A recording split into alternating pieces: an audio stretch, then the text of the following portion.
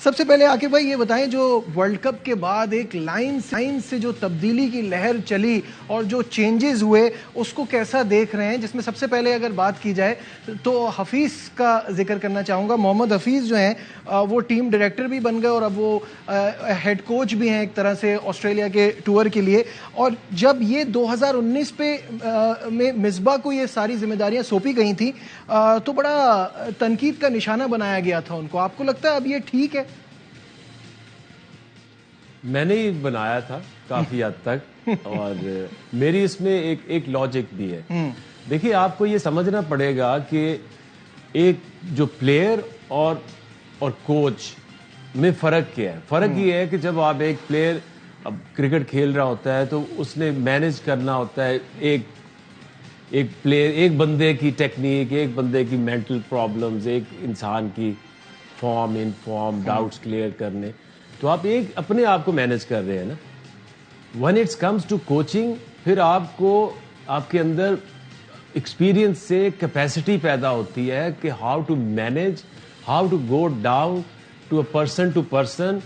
ایک young player ہے، اس کی اپنی پرابلمز ہیں، کیسے آپ نے ایک سینئر پلیئر کو مینج کرنا ہے، کس طرح سے ان سب کو اکٹھے لے کے چلنا ہے. اس کا آپ کی کرکٹ کھیلی ہوئی کا بہت تھوڑا سا فرق پڑتا ہے.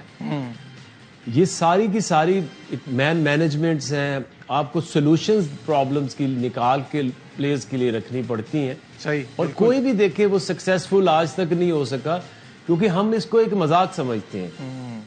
ہم یہ سمجھتے ہیں کہ ایک پلیئر تھا، وہ بہت آؤٹ اسٹینڈنگ پلیئر ہے اور اس کو ہم کوچ بنا دیتے ہیں. اور ایک اور بھی ہم غلطی سمجھتے ہیں، لیکن کلیئرٹی نہیں لوگوں کو، کہ وہ سمجھتے ہیں کہ اگر وسیم اکرم لیفٹ آرم دنیا کے بیسٹ بالرز تھے تو وہ سب سے بہتر بالر وہ ٹرین کر سکتے ہیں، یا اگر کوئی لیگ اسپنر ہے تو وہی آپ لیگ اسپنر کو ٹرین کر سکتا ہے.